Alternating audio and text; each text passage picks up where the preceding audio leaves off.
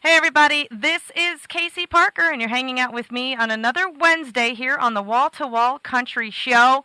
And what a great day so far. We've had a lot of good music in there. Hopefully, you're enjoying it. Don't forget, coming up a little bit later in the show, you'll be able to get your requests in too. But for the time being, very, very excited and very honored and pleased to have on board an awesome duo that fate kind of had them come together, sort of, even though in the very beginning there was some wrinkled noses going on, if I understand the story correctly, and oh no, not the girl kind of thing going on.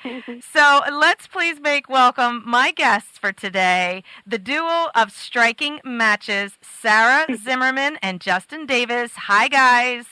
Hi. I loved that part of the bio. I really did. And we're going to get to that in a minute. But before we get there, I think what I'd like to do is actually a little bit individually, just kind of like a brief scenario of where you both come from, because you didn't grow up together, you didn't know each other growing up, you kind of come from two completely different types of backgrounds as far as where your music influence came from. So ladies first, Sarah, why don't you go ahead and give us a little background about how you ended up where you're at. Sure. Well, I grew up in Downingtown, Pennsylvania, so which is not far from here. Yeah. So born and raised there, and grew up in a really pretty musical family. My dad, he would when the musicals would come off of Broadway and into Philadelphia, he was always playing in the pit orchestra. So he played, clarinet, saxophone, flute, all that stuff, and also repaired all of those instruments. So wow. I grew up kind of with anything I could get my hands on, just playing, and started playing clarinet, violin at a very young age. Fourth grade, 10 years old or so, I started playing the guitar. My dad also worked in a music store, and so, I would go in and do my homework and see the guitars on the wall, and I begged him forever to buy me one, and eventually he finally did. Nice. And I just fell in love with the instrument, and grew up playing with local artists, playing in all kinds of different bands, and eventually realized I wanted to move to Nashville to be a guitar player, and so that's what I did. Went to Belmont University to major in guitar for a little while. Mm-hmm. And that's where I met Justin. Right. So, Justin, your background is incredibly different. You actually didn't really grow up in a background of a musically talented family. Why don't you tell us about your path on getting to Belmont? Yeah, it was kind of more of a convoluted one, I guess. Just being that I didn't have any musical parents or siblings or anything like that, and I just sort of had to borrow other people's families. Yeah. Or kind of other families that had musicians in it, and sort of had that. But I kind of always knew I was going to end up in Nashville, just because I think, like a lot of people do, there was sort of this fascination with it, and you sort of build it up in your mind, and so I knew I would always end up there, but I was kind of torn between going there to Belmont or Berkeley, maybe in Boston, because that was such a famous music school and everything. I just kind of wanted to get out of my hometown, really. Mm-hmm. And so it was eventually just sort of decided on Belmont, because I knew that I was going to wind up in Nashville anyway. Might as well kind of just go and get a head start on it. Right. Not have to start over right after you got out of school. So, yeah, that led me to Nashville. Nice. Now you both ended up at Belmont, and when I was reading this bio, that song "Don't Take the Girl" just kept going around in my head. Kept going, the fishing pole, the whole story, and it was so funny because it just seemed like you guys were all like, "Oh man," it's kind of like picking a girl for a football team. It's like, I don't want her on my team. It's a girl. God, you don't want girly germs and all that kind of stuff going on.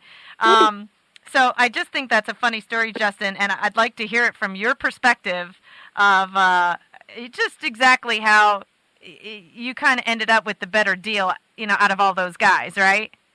Yeah. Well, I mean, what it was, just for anyone who doesn't know the story already, so they had us on the first day of school at Belmont, all the guitar majors, just freshman to senior, all bunched together, and being that it was the first day, they were making all the freshmen get up 2 by 2, just sort of calling you all randomly off the roll and pairing you up with a stranger, and you had to get up in front of everyone and just improvise something on the spot. And it was sort of a first day hazing experience. And yeah, it just by design meant to make you uncomfortable. And I think Sarah was the only girl in the class, and really I don't know, it's still seems to be a pretty rare thing, even though I think there are a lot more female guitar players coming up, and there definitely should be.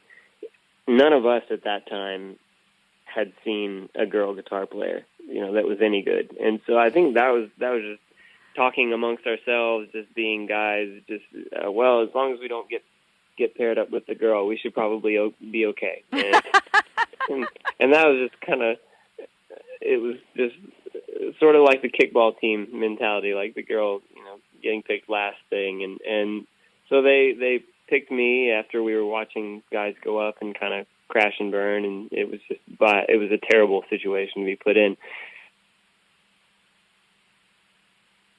Justin, I lost you again. Go ahead. So we got up, and I just asked if she played any blues or something, and she whipped out her slide and just kind of blew everybody's minds, and it was like, wow, she can really play. Nice. And so it was kind of, even then, it was kind of just like an instant connection. Just we sort of could read each other and follow each other, and so we said, wow, we should do that again. That was fun. Yeah. And so we did. That's pretty cool. And then everybody else in the room was going, damn, I wish I would have gotten her. Yeah.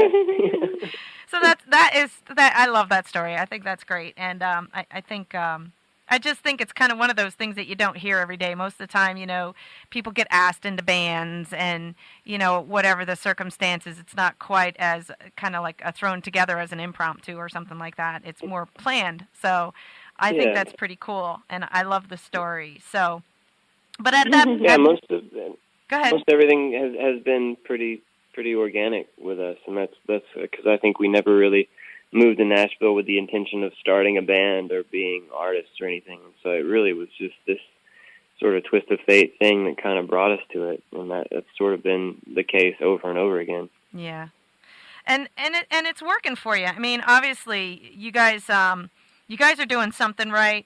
I mean, you've had the opportunity to, obviously do some performing already. You're getting out there, you're writing your songs, and you're getting recognized.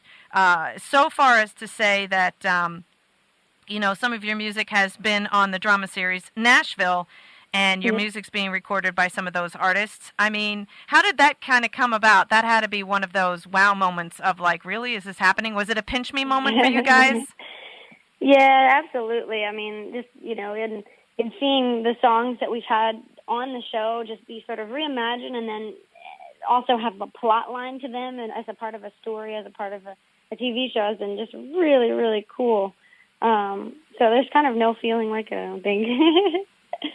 Does it amaze you? Do you guys watch the show? Do you guys kind of like watch the show and listen to the music? Yeah, I do.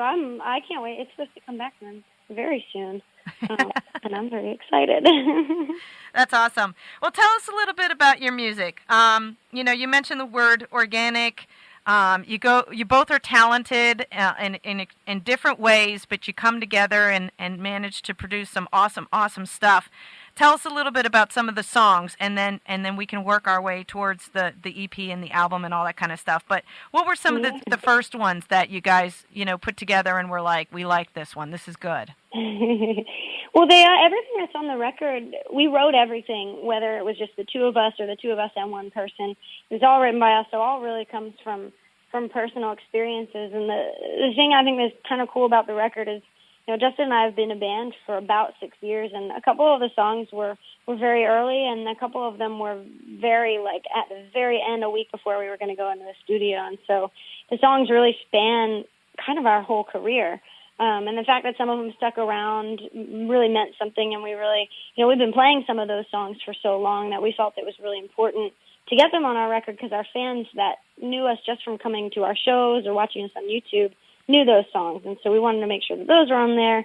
but also wanted to make sure that some of our brand new stuff was on there too. And so we kind of got just a mix of everything, and we both obviously play lead guitar, and so that was a really huge point we wanted to get across on the record. And so when we made it, it was the two of us playing guitar. Sometimes I play a little mandolin and bass and drums, and that was it.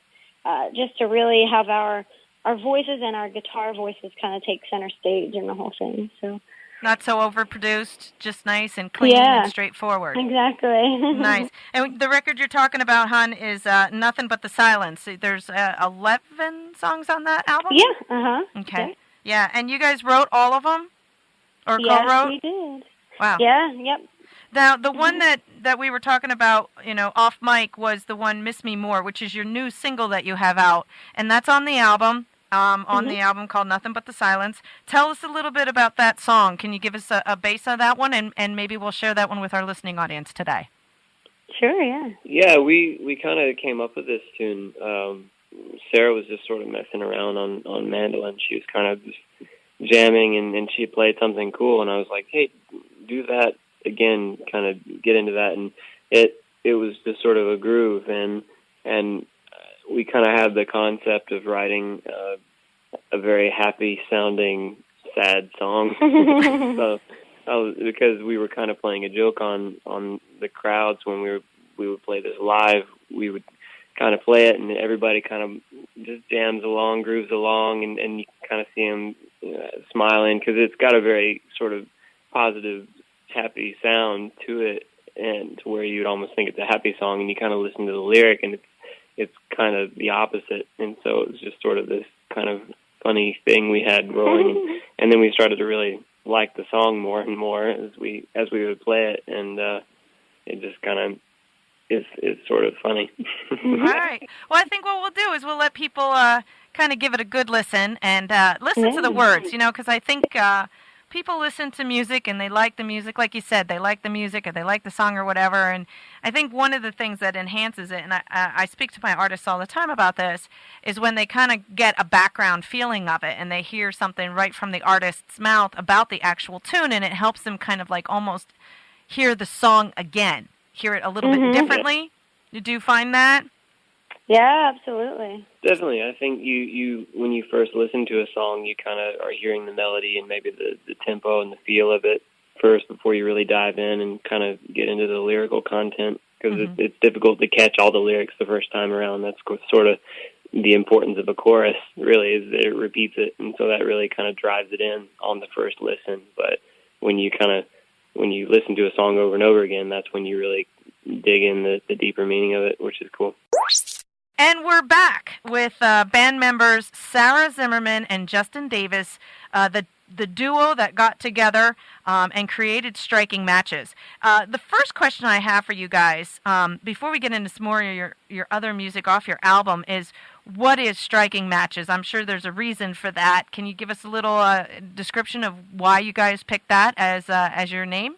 Well, we were really looking in a name just with something that was sort of evocative of the things we were doing live, which tended to be pretty high energy stuff and kind of semi-volatile.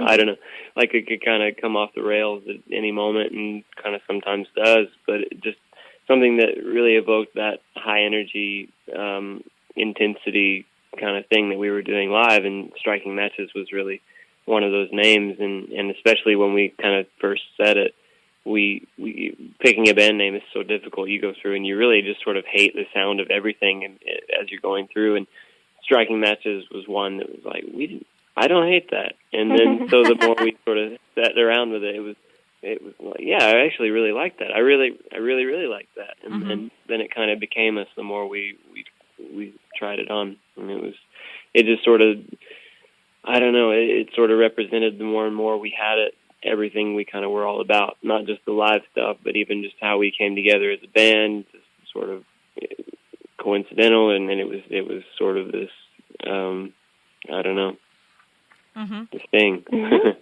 And you guys can find information on Striking Matches. I just want to throw this out there. You guys are on Facebook, you're on Twitter, you're on Instagram, you have some stuff up on YouTube, but the the website, guys, what's the website for you guys? It's just strikingmatches.com? Yeah, that's it. Okay, and you can find out about their tour and where they're heading and how you can get a hold of them and their music, which is on most of the social medias that is out there. Are you guys doing hard copies too on the website? Can they get their hands? Yeah, we are. Yeah. I would like one of those. Wink, wink, nudge, nudge. Oh yeah, we'll make that happen. Yeah.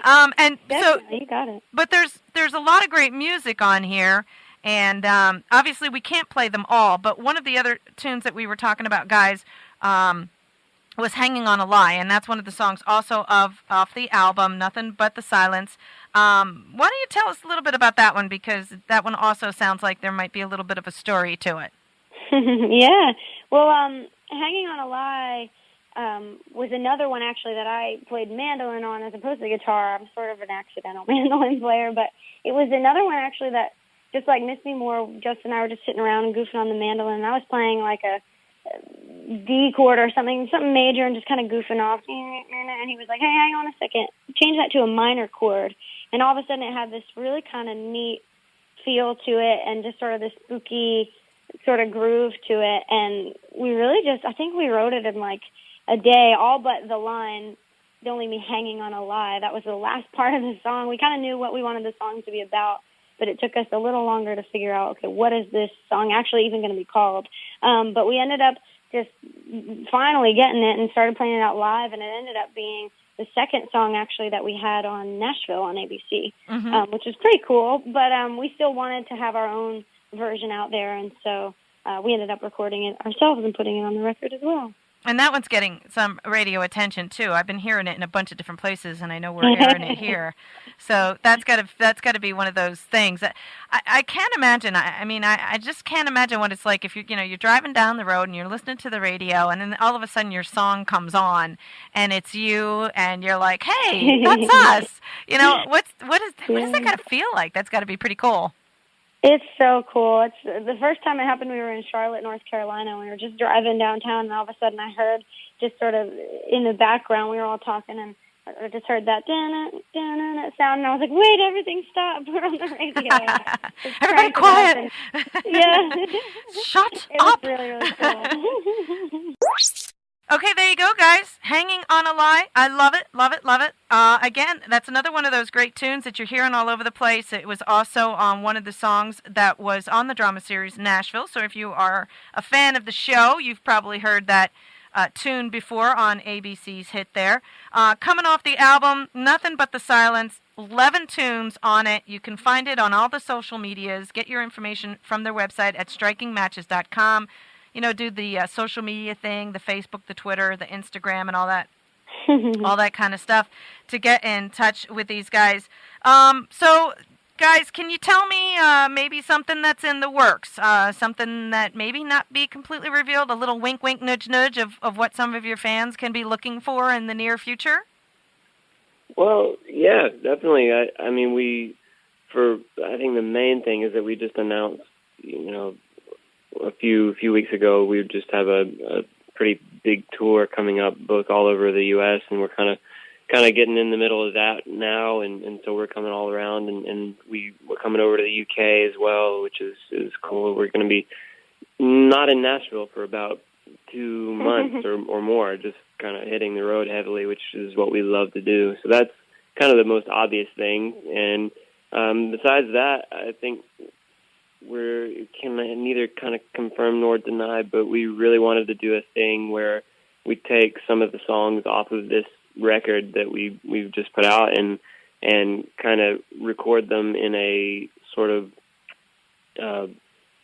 bootleg, almost acoustic version, just as like a fun thing to where people can almost hear them almost in the way that they were written, because we wrote them on our acoustics or on our electrics or whatever. We were just by ourselves doing it, and so I almost wanted to put like an EP or something, a selection of the songs where we just kind of sit in a studio or in a room with a microphone and record them. And I think that's something that a lot of our intense fans would really kind of dig, and so that was something that we want to do, just because you can just hear us just playing, just as is.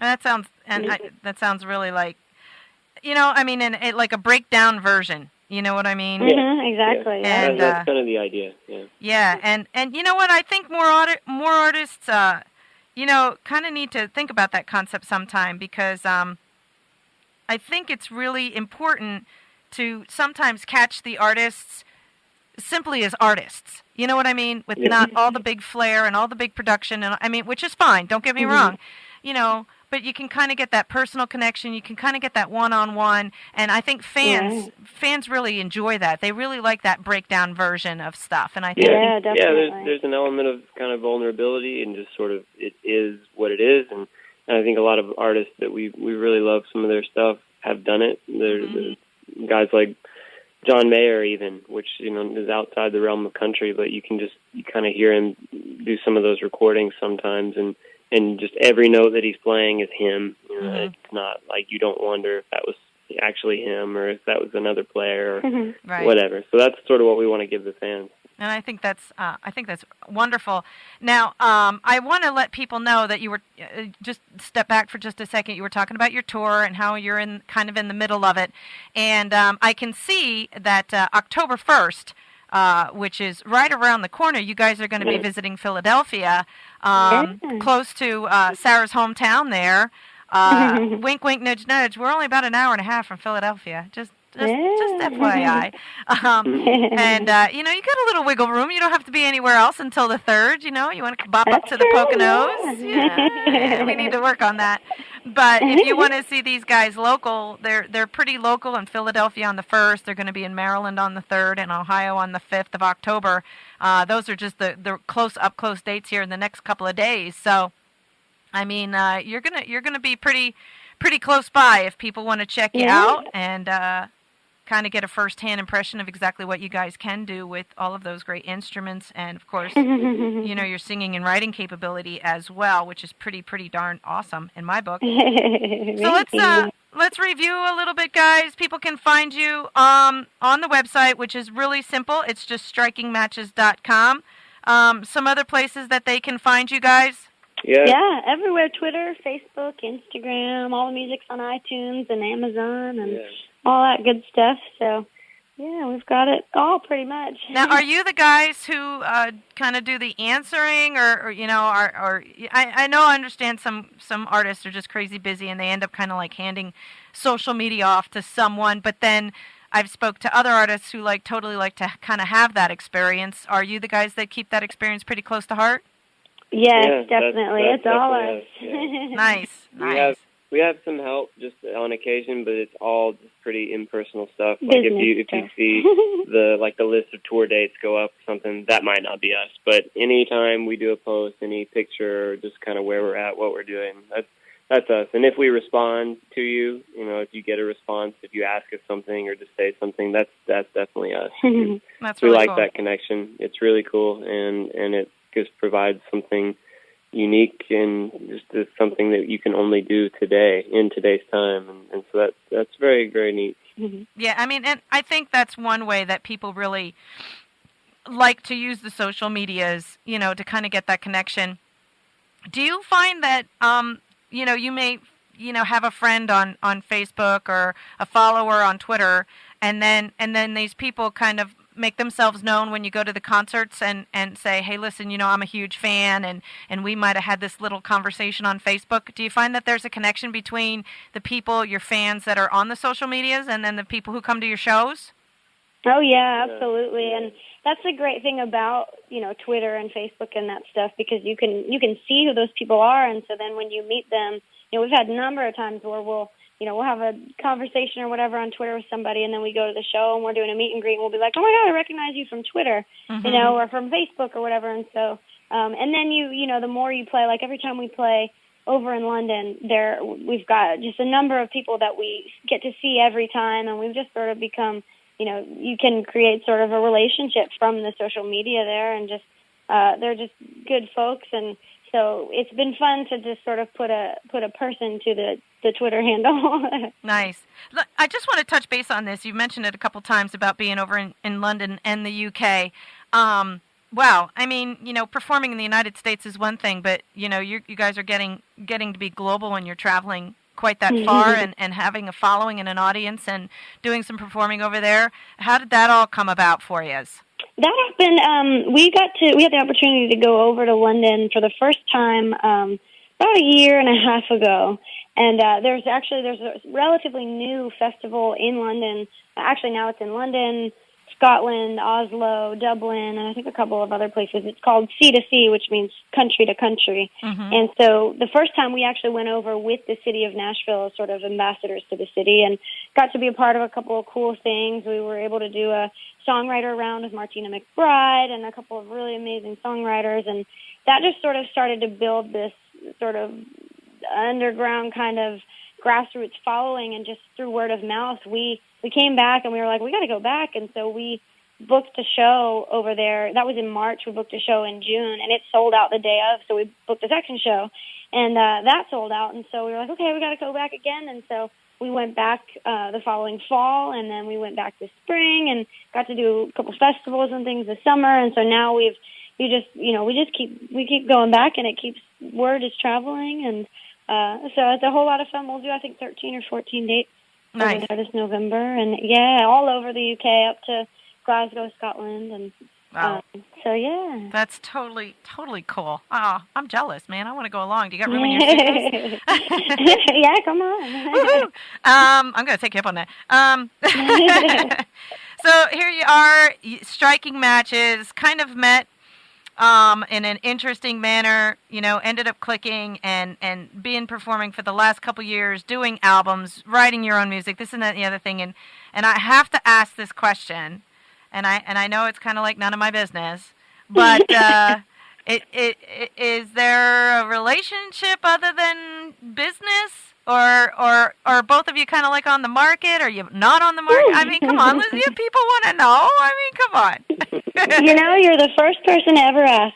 Really? I'm sure I'm not, but that's okay. Lie to me all you want. Just musical partners. Okay. All right. As he says that incredibly dryly. All right. Yeah. None of my business. Got it. Okay. No, it's funny. Everybody seems to want to know. It's really just sort of the nature of being in a duo, I guess. Well, sure. I think everybody wonders. I'm sure. Well, and the thing is, if you guys do have that, like you said, a nice organic connection, you play well together, to sing well together, you're together quite a lot. I'm sure. The obvious progression of that would be, maybe a romance, but not necessarily. So, I had to ask, and as long as you guys are okay with me asking, then I'm glad I asked. So I mean, what else?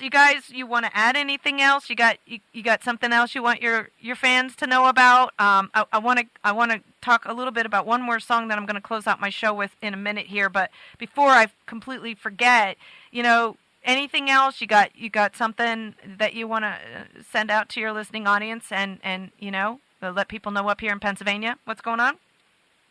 I think we hit it all. Just okay. The record and yeah. Okay. Check out the videos. Yeah. Yeah. All right. And then look for these guys traveling fairly close to our area. I mean, people would definitely travel an hour and a half to get down to Philadelphia to see you guys for sure. And that's going to be your hometown, so that's got to be exciting for you, Sarah. Yeah, it's at World Cafe Live, which I played kind of growing up, and we got to do it this past spring, and so we're excited to be back there. It's a great room, and it's always exciting to see some old friends and everything. I had a bunch of teachers, high school teachers, come last time, and nice. This is really, really cool. So, yeah, it's a fun little hometown thing. That's awesome. Yeah. Before we go, I tried to round out the show with a song, "Make Her a Liar Out of Me." Again, off the same album, "Nothing But the Silence" is the title of the album. That's a song also on the album, right? Yes, it is. Yeah. All right, so there you can catch that one also off the album. But "Make a Liar Out of Me," another good tune on the CD that people can get their hands on. You want to tell us a little bit of background on that one? Yeah, sure. We wrote that with another co-writer, and it kind of took a sort of, when we decided, we're going to put this in the show, we really wanted to have, if you go kind of back in rock music, always the guitar solo is such a big thing, and so we really wanted to sort of finish off that song with a guitar solo, and so we ended up putting on this slide solo that I'm playing. Justin's doing a finger picking solo in the middle of the song, and then I did the slide. But we decided, hey, this is really cool live. Let's actually put it on the record, and so we made the whole record live. We did it all to tape, and so just kind of sat there and all just ran it down one good time, and it was a whole lot of fun. Yeah, this tune was really cool. It was one of my favorite moments in as far as recording went, just because Sarah plays this enormous slide solo at the end of the song, and it's always just this killer moment live, and we wanted that on the record, and so T-Bone, he was producing it, and he was all about it, and so we did it, and she nailed it in one take, and it was awesome. Very good. Another one of those wow moments for you guys, and well-deserved attention on this album. So you guys need to give it a listen. You need to get your hands on it. Find it on all the electronic medias. You can also get it through their website at strikingmatches.com. The iTunes, the Spotify, the Amazon, the Google Play. You can also get a hard copy from the Striking Matches store. Nothing But the Silence, got some great music on it. It's got 11 cuts, 11 great cuts on it, and I think people really need to get their hands on it. We're going to play some of it. We're going to continue to play some of it out there and help you get a little bit more recognition. But if you send me the album, I would play the whole thing. Oh, yeah. We'll make it happen. Definitely. But you guys are funny. One last thing, Justin, you made a comment that you said, we haven't written our best song yet. And I think that's pretty cool as something where, you do mention that the sky's the limit and you guys are constantly looking to do something bigger and new or whatever. Any last thoughts, Justin, on that?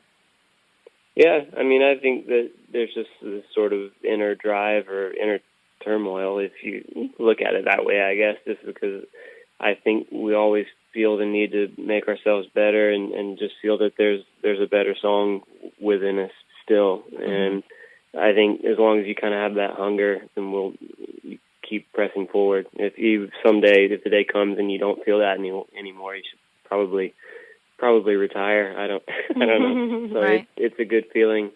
We're proud of the work that we've already done, but we're already ready to start working on the next record and we've been writing tunes for a long time since then. So that's sort of what's up next.